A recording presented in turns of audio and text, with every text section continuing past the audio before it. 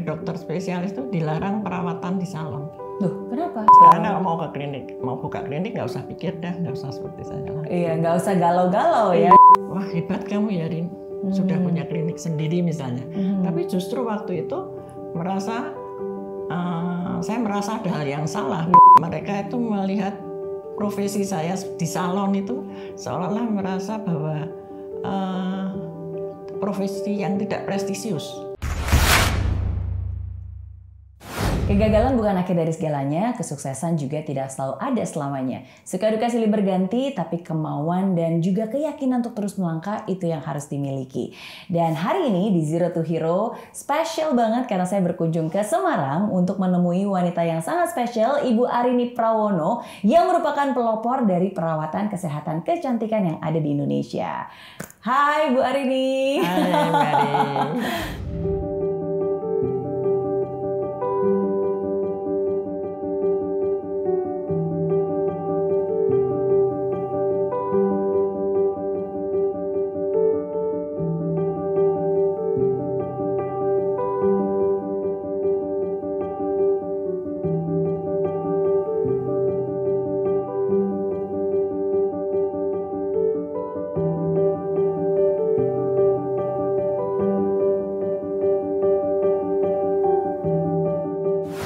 Senang banget nih hari ini bertemu sama Bu Arini. Iya. Yes, tadi kan saya bilang pelopor perawatan kesehatan kecantikan yang ada di Indonesia. Oke. Berarti ini sebenarnya membuka klinik kecantikan. Ya, identik dengan klinik kecantikan. Jadi dulu kan belum ada ini klinik kecantikan. Jadi dokter-dokter kecantikan itu waktu itu belum ada sama sekali. Yes, benar ya, kalau misalnya kita ngelihat mungkin beberapa tahun belakangan ini kan dokter kecantikan itu menjadi salah satu profesi yang sangat diminati. Iya. Banyak banget klinik-klinik kecantikan dan ini menjadi salah satu kalau misalnya anak muda disuruh pilih ya sudah pasti pengen jadi dokter kecantikan ya. Tapi pada zaman dulu itu bukan pilihan yang mudah sebenarnya. Iya, nah itu di awalnya dulu. Sebenarnya saya dimulai kan sejak tahun 1976. Di mana tahun 1976 saya mulai menekuni dunia kecantikan, istilahnya masih sambil kuliah Mbak Mary. Terus sampai tahun 78. Setelah tahun 78, di mana di situ saya selesai kuliahnya selesai. Nah, disitulah ada satu kebingungan atau kegalauan untuk menentukan langkah. Saya mau di kesehatan, medik, atau mau di kecantikan. Karena background saya kan dari Fakultas Kedokteran Umum. Kemudian passion saya yang di kecantikan. Sehingga menjadikan saya sedikit kebingungan. Karena kok saya tertarik di ini seperti tersedot lah di kecantikan itu. Kemudian dari situ karena kegalauan tadi saya mulai melangkah, mulai bingung waktu selesai itu. Akhirnya saya ada 4 poin yang menjadikan untuk menentukan langkah saya itu. Oke, apa aja tuh? Nah, pertama saya kalau waktu itu ya kalau ketemu dengan teman-teman saya yang dia memang jalurnya ke medik, jadi dokter di puskesmas maupun di rumah sakit gitu. Itu saya merasa mereka itu melihat profesi saya di salon itu seolah-olah merasa bahwa profesi yang tidak prestisius. Kemudian saya merasa, saya berarti mereka ini melihat saya dengan sebelah mata. Betul. Jadi kayaknya ya merasa tidak segolongan.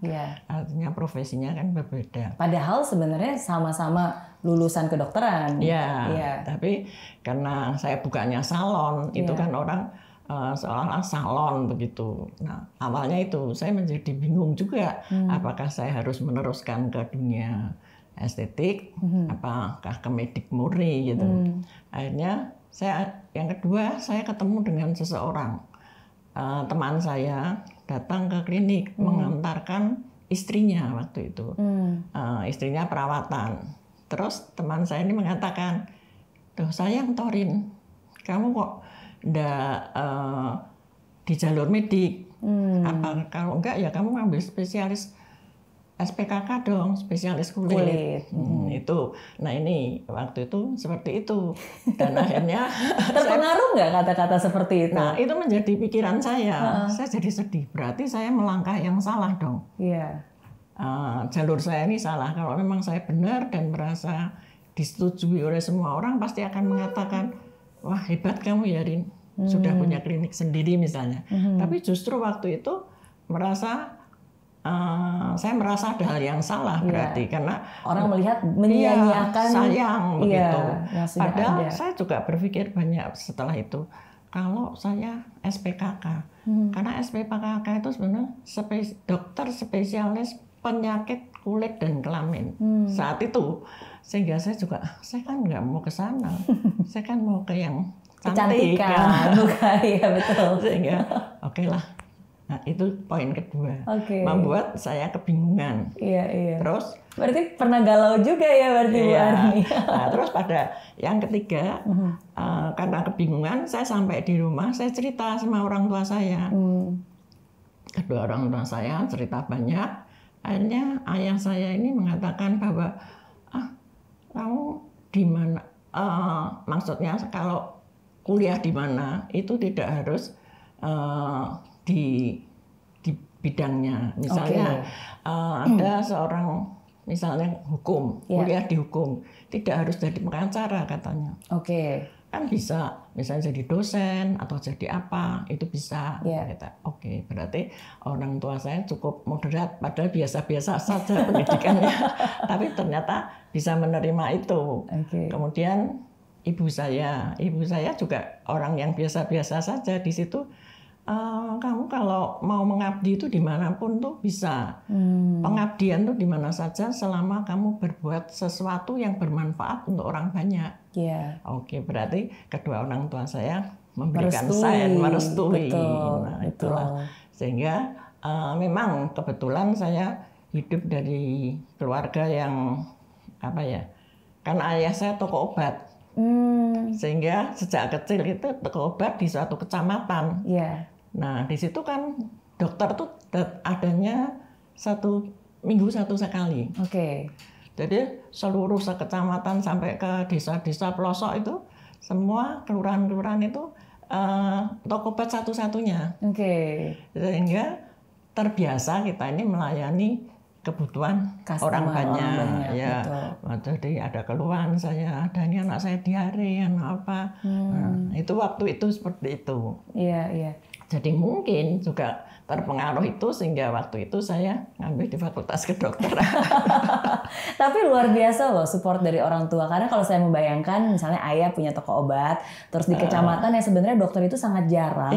Dan untuk sekolah kedokteran juga bukan sesuatu yang mudah kan. Dan Ibu Arini pada saat itu sudah lulus, sudah menjadi dokter sebenarnya. Tapi orang tua nggak memaksakan, yuk dipraktekin aja. Tapi bebas mengambil keputusan. Itu saya juga merasa orang tua saya ini cukup bijaksana nih, karena tahu passion saya tadi.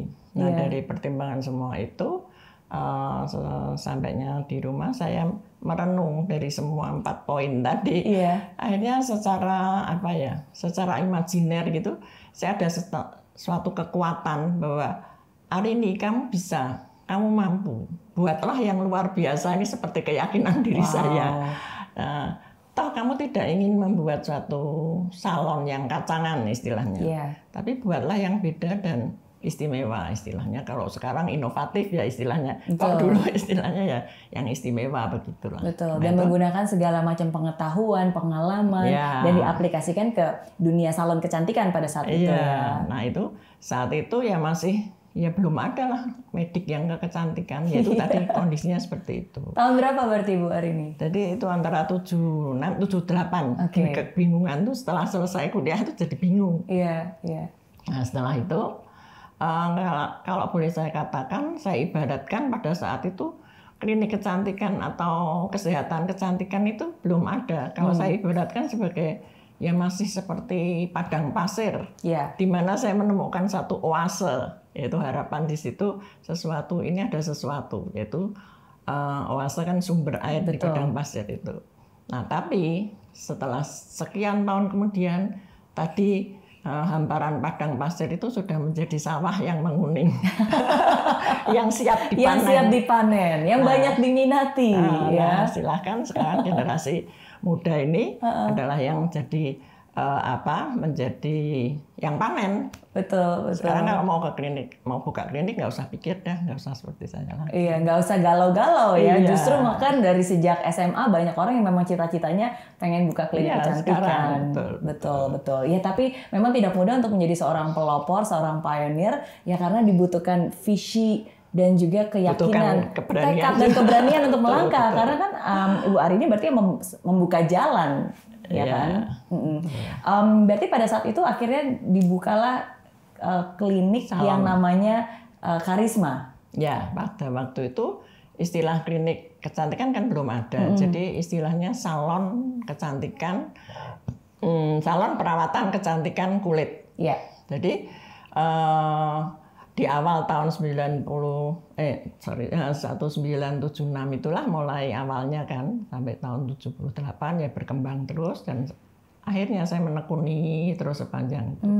Nah kemudian sampailah pada tahun 87. Kalau tadi saya katakan itu 76, 78 itu adalah embrio lahirnya klinik kecantikan. Pada tahun 87. Bukannya 9 bulan kemudian, tapi 9 tahun kemudian. Lama ya melahirkannya. 9 tahun kemudian lahirlah klinik kecantikan. Role model klinik kecantikan yang sampai hari ini semua kita lakukan di Indonesia ini. Iya, saya sempat melihat foto-fotonya, perjalanannya dari sejak tahun itu tahun 76, ya kan Bu Arini sendiri yang benar. Ada pasiennya juga, sampai akhirnya ya udah terbentuk yang mungkin sekarang lebih dikenal dengan istilah klinik kecantikan. Tapi padahal pada satu tahun 87 belum juga. Pada waktu itu tahun 87 itu saya pindah di satu lokasi yang lebih luas, hampir 1000 meter. Kemudian disitulah saya mulai menata ulang dengan konsep mediknya ini lebih kita tonjolkan. Kemudian juga metode-metode mulai kita jalankan, dan model klinik kecantikan itu mulai saya lakukan. Karena begini bedanya dengan klinik kecantikan dan salon kecantikan. Kalau salon kecantikan itu biasanya hanya orang datang merawat, ya, merawat, kemudian biasanya minta, Bu ada enggak merek A, merek B, merek C. Karena apa? Merek A, merek B, merek C ini adalah yang di pasaran mungkin rame, terkenal gitu. Sehingga sebuah sebuah salon kecantikan itu harus menyediakan berbagai macam merek. Karena saya nggak mau, saya biasa pakai A kok, saya mau minta B. Dan tujuannya adalah untuk merawat. Artinya perawatan ini adalah membersihkan, merawat, memupuk, membuat sehat. Itu aja.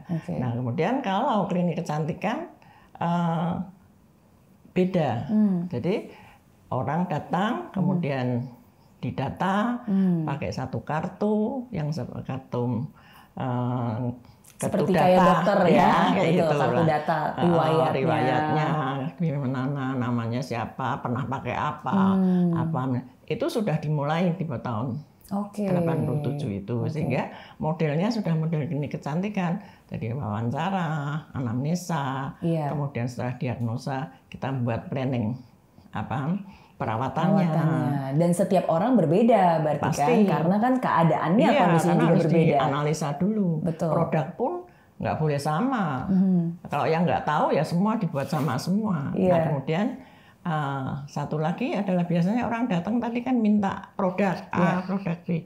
Nah ini enggak ada orang minta produk A, ya adanya punya di klinik kita aja. Kan kita satu merek kan. Waktu itu sudah lahir produk Biurin. Biurin itu sudah lahir. 87 itu? Ya 87. 87 sudah ada BP POM dan saya izin-izin resmi. Nah itu sudah lahir waktu itu. Nah yang kita pakai ya itu pertama. Jadi produk utama kita adalah itu, sehingga kalau klien datang nggak ada alternatif, Bu saya mau pakai A atau B atau nggak ada. Jadi ya sudah mereka percaya pada kita ya. Ini keyakinan lah, bagaimana kita membuat yakin seseorang bahwa seperti dia ya udah pasrah lah. Begitu. Itu adalah model klinik kecantikan sekarang kan seperti itu. Jadi datang ya nurut sama konsultannya, apakah itu dokter atau apa kan harus kita ikuti. Disesuaikan dengan kebutuhan dan di mana kebutuhan itu didapatkan berdasarkan analisis yang itu sudah yang betul. dibuat. Yang benar harusnya seperti itu. Jangan semua orang pakai produk sama. Iya, karena kalau yang datangnya anak remaja sama yang datangnya usia lanjut pasti kan treatmentnya juga berbeda dan keluhannya pun juga berbeda, ya kan? Nah, jadi saat itu klinik kecantikan role model itu lahirnya pada 87. Kemudian kalau antara salon dulu ya, istilah kan masih salon kecantikan dan dokter spesialis salon perawatan kulit. Yang satu lagi adalah dokter spesialis penyakit kulit dan kelamin. Itu yang ada, yang kontaknya ada kulit-kulitnya itu saat itu. Nah, tapi di situ dulu adalah merupakan suatu hal yang sangat berbeda. Itu dulu saya katakan. Nah, kalau sekarang kan sudah ada satu perubahan yang banyak lah ya. Sekarang mereka sudah merge ya atau mengawinkan ya. Kalau itu dulu seperti itu. Kenapa seperti itu? Itu dari pengalaman saya. Misalnya klien saya kayaknya ada problem yang sangat heboh. Sangat heboh itu jerawatnya besar-besar seluruh wajah kayak gitu. Akhirnya saya rujukkan kan ke dokter spesialis kulit karena saya sudah merasa ini bukan ranah saya, ini sudah mulai penyakit medikal lah ya. Nah kemudian kan berobat mungkin ada setengah tahun atau berapa dan tidak akan pernah kembali lagi, tidak akan rawat lagi. Kenapa? Karena kalau ditanya zaman itu loh ya, itu orang dilarang, kalau dari dokter spesialis itu dilarang perawatan di salon. Loh, kenapa? Iya, karena kan merasa di salon itu mungkin nanti, nah itu kamu malah jadi jerawatan, itu nanti malah kamu jadi alergi. Jadi waktu itu, sekali lagi, kalau sekarang kita udah berdamai semua. Pada saat itu seakan-akan kayak ada dua kubu ya, jangan ke salon nanti dipencet-pencet, nanti apa gitu ada orang alergi, sempat ada satu orang ini, saya tahu persis bahwa dia tuh karena klien saya lama, suatu hari itu tiba-tiba berjerawat kecil-kecil, komedonal akne tuh banyak banget, penuh. Oleh karena itu akhirnya saya sarankan juga, oh ini menurut saya alergi dari ceritanya itu. Karena saya habis wisata makan ikan apa banyak sekali sehingga itu. Berarti ini kan supaya cepat saya pikir saya rujukan juga. Tapi setiap dirujukan nggak kembali. Karena malah dianggapnya karena kita salah rawat salonnya. Oke. Kok kulit kok rasanya sensitif sekali? Itu dan ternyata itu karena memakai produk-produk yang mungkin menyebabkan kulit malah jadi sensitif. Apakah benar seperti itu? DK Methods ini kan untuk tujuannya untuk menjadikan mendapatkan suatu perawatan, mendapatkan kulit yang sehat alami. Tanpa ketergantungan dalam tanda petik.